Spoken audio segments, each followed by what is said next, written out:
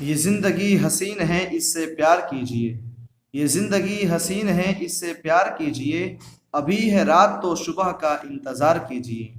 وہ پل بھی آئے گا جس کی خواہش ہے آپ کو، بس رب پر بھروسہ رکھیں اور وقت پر اعتبار کریں اور وقت پر اعتبار کریں۔ تو السلام علیکم ورحمۃ اللہ وبرکاتہ۔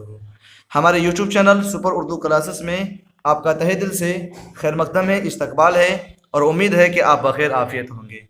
تو آج کی اس ویڈیو میں ہم لوگ مضمون کی شروعات کرنے والے ہیں، جس میں پہلا رائٹر آپ دیکھ سکتے ہیں خواجہ حسن نظامی ہے۔ کون ہے؟ خواجہ حسن نظامی۔ انہوں نے ایک مضمون لکھا ہے جس کا نام آپ دیکھ سکتے ہیں مٹی کا تیل ہے۔ کیا ہے؟ مٹی کا تیل۔ یہ کیا ہے؟ تو یہ ایک مضمون ہے۔ تو اس کی شروعات کریں گے ہم لوگ۔ تو اس کی شروعات کرنے سے پہلے ہم مناسب سمجھتے ہیں کہ آپ کو مضمون کے پریبھاشا بتا دیں، مضمون کے بارے میں جو ضروری باتیں ہوتا ہے اس کو بتا دیں، کیونکہ ہمارا ماننا ہے کہ ایک دم لائن بائی لائن ایک دم اچھی طریقے سے آپ کا پورے کتاب کا پورا نچوڑ بتایا جائے، پورے کتاب کا پورے طریقے سے ہر ایک لیسن کی شروعات کی جائے اور ہر ایک لیسن کا لائن بائی لائن آپ کو سمجھا کر کے پوری کتاب کو ختم کیا جائے، تاکہ آپ کی بورڈ انٹر میں کوئی بھی رکاوٹ نہ آئے۔ بغیر کوئی رکاوٹ کے آپ اپنے ایگزام کو کامل بخیر کریں، پورے مکمل طور پر آپ دے کر کے اردو کا ٹاپر بنیں۔ ٹھیک ہے؟ تو آئیے سب سے پہلے ہم لوگ مضمون کی شروعات کرتے ہیں، مضمون کے بارے میں جانتے ہیں کہ مضمون کسے کہتے ہیں۔ اس سے پچھلی ویڈیو میں ہم لوگ خاکہ کے بارے میں پڑھیں، پہلا لیسن مکمل طور پہ ہم لوگ ختم کر چکے ہیں، جس میں خاکہ کے بارے میں بتایا گیا۔ اس کے بعد اس کے جو رائٹر ہیں مرزا فرت اللہ بیگ، ان کے بارے میں بتایا گیا۔ جو مرزا فرت اللہ بیگ ہیں جنہوں نے خاکہ لکھا ہے جس کا نام ڈپٹی نذیر احمد کی کہانی، کچھ میری اور کچھ ان کی زبانی ہے، اس کو بھی ایک دم لائن بائی لائن پڑھے ہیں۔ اور اس کے علاوہ اس کے فرسٹ نمبر چیپٹر کے ہم لوگ پورا فل نوٹس کو بھی دیکھیں اسے پچھلی ویڈیو میں۔ اگر نہیں دیکھے ہوں گے تو چینل کے پلے لسٹ میں جائیے اور وہاں سے آپ مکمل طور پہ سارا کچھ دیکھیے۔ تو آئیے ذرا دیر نہ کرتے ہوئے اس ویڈیو کی شروعات کرتے ہیں اور مکمل طور پر پورے اچھے طریقے سے پورے لائن کا معنی اور مطلب سمجھتے ہوئے ہم لوگ جانتے ہیں۔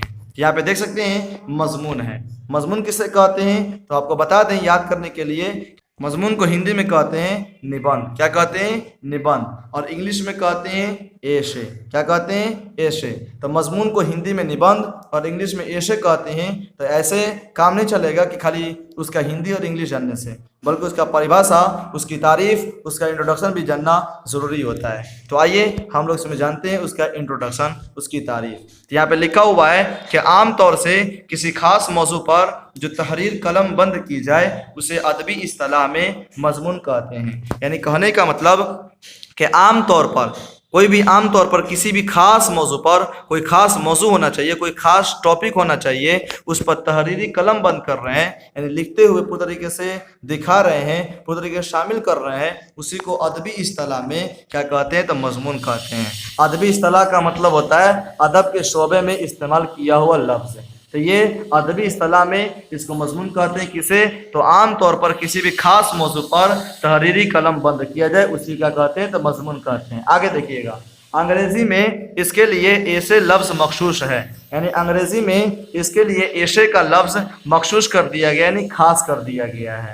یعنی مضمون کو انگلش میں کیا کہتے ہیں تو ایسے کہتے ہیں۔ اچھا بتائیے ہندی میں کیا کہتے ہیں؟ تو ہندی میں بتائیے، ہاں نبندھ کہتے ہیں۔ بالکل صحیح جواب ہے، ہندی میں اس کو نبندھ کہتے ہیں اور انگلش میں ایسے کہتے ہیں۔ چلیے آگے دیکھتے ہیں اس کے بارے میں۔ اس میں لکھا ہوا ہے کہ انگریزی ہو یا اردو، اس ایک لفظ کے دائرہ کار میں گائے پر لکھے نوشتے سے لے کر کسی عالمانہ موضوع کا احاطہ کرنے والی تحریر تک کو شامل کیا جاتا ہے۔ یعنی کہنے کا مطلب کہ انگریزی ہو یا اردو، یعنی ہم مضمون کہیں یا ایشے کہیں، اس ایک لفظ سے اس کا دائرہ کار میں یہ بات آتا ہے کہ گائے پر لکھے نوشتے سے لے کر، یعنی گائے پر لکھے تحریر سے لے کر کے کوئی عالمانہ جو موضوع ہوتا ہے، یعنی بڑا بڑا جو موضوع ہوتا ہے اس کے احاطہ کرنے، یعنی اس کا علاقہ، اس کا حد کرنے والی تحریر تک کو شامل کیا جاتا ہے۔ کس میں تو مضمون میں۔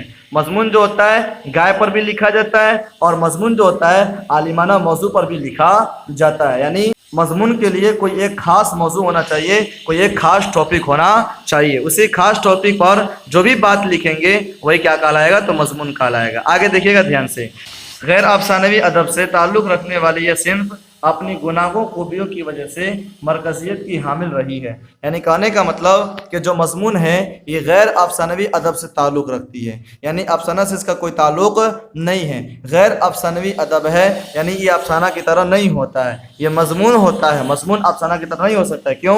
کیونکہ افسانہ میں کہانی کو پیش کیا جاتا ہے، لیکن مضمون میں کہانی کو پیش نہیں کیا جاتا ہے. افسانہ جو ہوتا ہے مختصر ہوتا ہے، چھوٹا ہوتا ہے، لیکن مضمون جو ہوتا ہے یہ مختصر بھی ہوتا ہے اور طویل بھی ہوتا ہے، یعنی چھوٹا بھی ہوتا ہے اور بڑا بھی ہوتا ہے. تو یہ غیر افسانوی ادب سے تعلق رکھتا ہے. اس کے رکھنے کے بجائے بھی یہ صنف اپنی گناگو خوبیوں کی وجہ سے، یعنی اپنی طرح طرح کے مختلف قسمیں بھی اس میں بتائی جاتی ہے، اس خوبیوں کی وجہ سے ہی یہ مرکزیت کے حامل ہے، یعنی یہ پوزیشن کے حامل ہے. اس میں پوری طریقے سے مرکزیت پوری طریقے سے پہنچائی گئی ہے، اس کو پوری طریقے سے یاد کیا جاتا ہے. ٹھیک ہے، پورے دنیا میں یہ مشہور ہے مضمون. آگے دیکھیے گا بالعموم کا مطلب ہوتا ہے عموماً، یعنی عام طور سے دیکھا جائے تو مضمون نگار سے یہ توقع کی جاتی ہے، یعنی توقع مطلب ہوتا ہے امید، یہ امید کی جاتی ہے کہ وہ کسی خاص موضوع کے تئیں معروضی رویہ اختیار کرے اور اس کا نقطۂ نظر عالمانہ ہو. کہنے کا مطلب یہ ہے کہ عام طور پہ دیکھا جائے تو مضمون نگار جو ہوتا ہے، جو لکھنے والا جو لیکھک ہوتا ہے،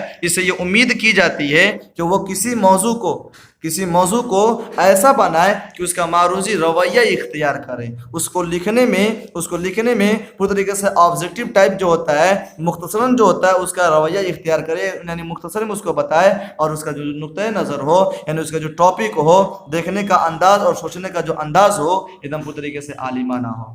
ٹھیک ہے، آگے دیکھیے گا. مضمون کے لیے یہ بھی ضروری ہے کہ لکھنے والا اپنی باتوں کو سلسلے وار طریقے سے بیان کرے اور وہ اپنے موضوع کے تمام پہلوؤں پر قادر ہو. یعنی مضمون کے لیے یہ بھی ضروری ہونا چاہیے کہ جو لکھنے والا جو مضمون نگار ہے وہ اپنی باتوں کو ایک دم سلسلے وار طریقے سے، ایک دم کرم وائز پورے اچھے طریقے سے اس کو بیان کرے، اور جو اس کا موضوع ہے، جو اس کا ٹاپک ہے، اس کے تمام پہلوؤں پر وہ قادر رکھے، پورے طریقے سے قدرت رکھے، طاقت رکھے، اس پورے طریقے سے قابلیت اس کے اندر ہو، اس موضوع پر پورے طریقے سے قابلیت رکھے، تبھی وہ مضمون اچھا کہلائے گا، دم سندر کہلائے گا. آگے دیکھیے گا دھیان سے. مضمون کے متعدد اقسام ہیں، یعنی مضمون کے بہت سارے اقسام ہیں، متعدد اقسام ہیں، بہت سارے اقسام ہیں، اور اکثر موضوع یا انداز تحریر کی وجہ سے انہیں الگ سے پہچانا جاتا ہے. یعنی وہ جو مضمون ہوتا ہے اس کے متعدد اقسام ہوتے ہیں، بہت سارے اقسام ہوتے ہیں، ان گنت اقسام ہوتے ہیں، لیکن وہ اکثر جو موضوع پہچانا جاتا ہے تو موضوع یا اس کے انداز تحریر کی وجہ سے اس کو پہچانا جاتا ہے، اس کے ٹاپک سے یا تحریر کرنے کے انداز سے، یعنی لکھنے کے انداز سے اس کو پہچانا جاتا ہے. کس کو؟ تو مضمون کو. دیکھیے کیسے کیا ہوتا ہے. جس تحریر میں، جس لکھاوٹ میں شعر و ادب کی، شعر مطلب کیا ہوتا ہے جانتے ہیں؟ شعر و شاعری. ادب کا مطلب ہوتا ہے لٹریچر، یعنی ادب جو ہوتا ہے گا وہ نثری پارٹ میں آئے گا، اور شعر جو ہے وہ نظمی پارٹ میں آئے گا، شاعری پارٹ میں آئے گا. تو جو ادب اور شاعری ہے اس کی تفہیموں اور تعبیروں اور تشریح کی کوشش ہوگی، اسے تنقیدی مضمون یعنی کریٹیکل ایشے کہا جائے گا. یعنی جس تحریر میں، جس لکھاوٹ میں کسی بھی موضوع کی یا کسی شعر و ادب کی تفہیم و تعبیر و تشریح کی جائے. تفہیم کا مطلب ہوتا ہے کسی بات کو سمجھنا، تعبیر کا مطلب ہوتا ہے کسی چیز کی اصل حقیقت یا پوشیدہ معنی کو بیان کر دینا، اور تشریح کا مطلب ہوتا ہے کسی چیز کو تفصیل سے کھول کر کے بیان کر دینا. وہی بیان کر دیا جائے، پوری طریقے سے تشریح کر دیا جائے، یعنی جانچ پرکھ کر کے اس کا خلاصہ کر دیا جائے، اسی کو کیا کہتے ہیں؟ تو تنقیدی مضمون یعنی کریٹیکل ایشے کہتے ہیں. یاد رکھیے گا. آگے دیکھیے گا دھیان سے. جس تحریر میں لکھنے والے کا نقطۂ نظر علمی ہو اور تحریر کا انداز بھی عالمانہ شان کا حامل ہو، اسے علمی مضمون یعنی لٹریری ایشے کہا جائے گا. یعنی جس تحریر میں، جس لکھاوٹ میں لکھنے والا کا جو نقطۂ نظر ہے، لکھنے والا کا جو نقطۂ نظر ہے، یعنی جو موضوع ہے وہ پوری طریقے سے علمی ہو، اور تحریر کرنے کا انداز بھی پوری طریقے سے عالمانہ شان والا ہو، یعنی بڑا شان والا ہو، عالموں جیسا ہو، اسے کیا کہتے ہیں؟ تو علمی مضمون کہتے ہیں. یعنی جو علم کے بنا پہ لکھا جائے، جو علم پر لکھا جائے مضمون، اسے کیا کہتے ہیں؟ تو علمی مضمون یعنی لٹریری ایسے کہتے ہیں. کوئی دقت؟ چلیے آگے بڑھتے ہیں. جس مضمون میں لکھنے والا ظریفانہ رخ اختیار کرے اسے ظریفانہ مضمون یعنی لائٹ ایشے کہا جائے گا. यानी जिस मजमून में लिखने वाला जो मुसन्निफ है उसका ज़रीफ़ाना रुख इख्तियार करे, वो यानी हंसने हंसाने वाली बातों को इख्तियार करे, हंसने और हंसाने वाली बातों को लिखे, उसे क्या कहते हैं? तो ज़रीफ़ाना मजमून कहते हैं। आगे देखिएगा, लास्ट है, इस तहरीर का अंदाज ज़ाती या निजी हो और बयान की शगुफ्तगी भी कायम रहे, उसे इंशाइया यानी पर्सनल एसे कहा जाएगा। यानी कहने का मतलब जिस तहरीर का अंदाज, जिस लिखावट का अंदाज पूरी तरीके से क्या हो कि जाती या निजी हो, यानी जात पर लिखा जाए या निजी मामला में लिखा जाए, और बयान में पूरी तरीके से शगुफ्तगी भी कायम रहे, यानी पूरी तरीके से उसमें ताजगी रहे, तो उसे क्या कहते हैं? तो इंशाइया कहते हैं। कोई दिक्कत? यानी जिस तहरीर में अंदाज करने का जो बयान है जाती और निजी पर हो और पूरी तरीके से एकदम ताजापन के साथ बयान किया जाए, उसे क्या कहते हैं? तो इंशाइया कहते हैं। एक बार और रिवीजन कर लेते हैं, तो बताइए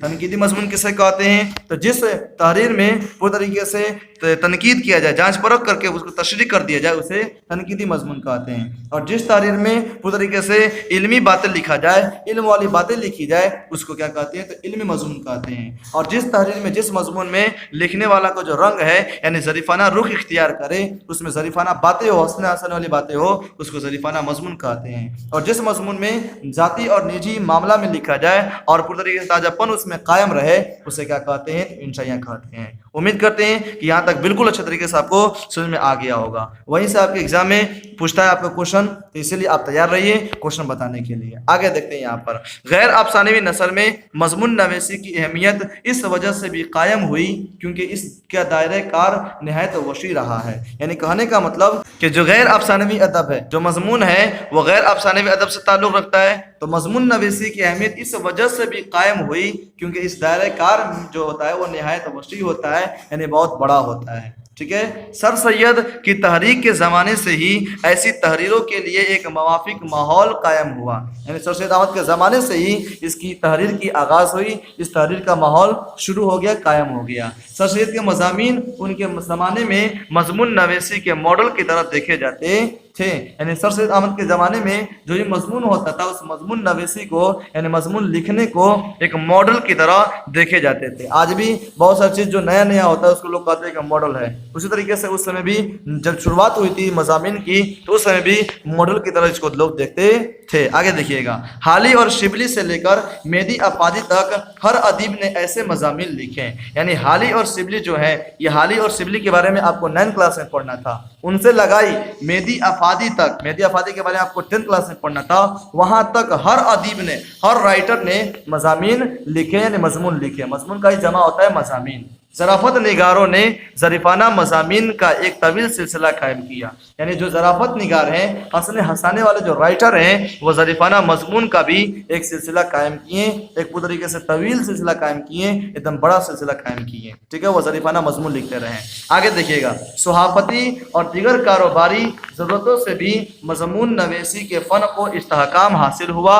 हालात और ज़रूरत के तहत इस सिंफ की नई किस्में बनती रही है। यानी कहने का मतलब कि सहाफ़ती होता है, सहाफ़ती का मतलब होता है जर्नलिज्म, यानी तहकीक करना और फिर उस तहकीक को तहरीरी शक्ल में आवाम तक पहुंचाना, ये सहाफ़ती का काम होता है। और दीगर जो कारोबारी ज़रूरत होता है उसमें भी मजमून नवेसी का जो फ़न है पूरी तरीके से उसको इस्तेहकाम हासिल हुई है, यानी पूरी तरीके से उसको बुलंदी हासिल हुई है। हालात और ज़रूरत के मुताबिक इस सिंफ में यानी मजमून में नई नई किस्में बनती हुई दिखाई दे रही हैं। ठीक है, यहाँ तक उम्मीद करते हैं कि बिल्कुल अच्छे तरीके से आपको समझ में आ गया होगा। तो ये वीडियो आपको कैसा लगा? इस वीडियो में हम लोग सिर्फ और सिर्फ मजमून के बारे में जाने। इससे अगले वीडियो में हम लोग इसी के राइटर जिसका नाम ख्वाजा हसन निज़ामी है, जिन्होंने पहला मजमून आपके निसाब में लिखा है जिसका नाम मिट्टी का तेल है, उनकी पूरी हालत ज़िंदगी समझेंगे। तो ये वीडियो आपको कैसा लगा कमेंट बॉक्स में ज़रूर से ज़रूर बताएंगे, और इस चैनल को या इस वीडियो को अपने तमाम दोस्तों के पास शेयर कर देंगे ताकि वो भी आपके ज़रिए हमारे साथ जुड़ करके अपने बोर्ड इंटर की पूरी तरीके से तैयारी करें और उर्दू का टॉपर बने। तो आज यहीं तक रख देते हैं, फिर अगले क्लास से मिलते हैं अगले वीडियो के साथ। तब तक अपना ख्याल रखें। खुदा हाफिज़।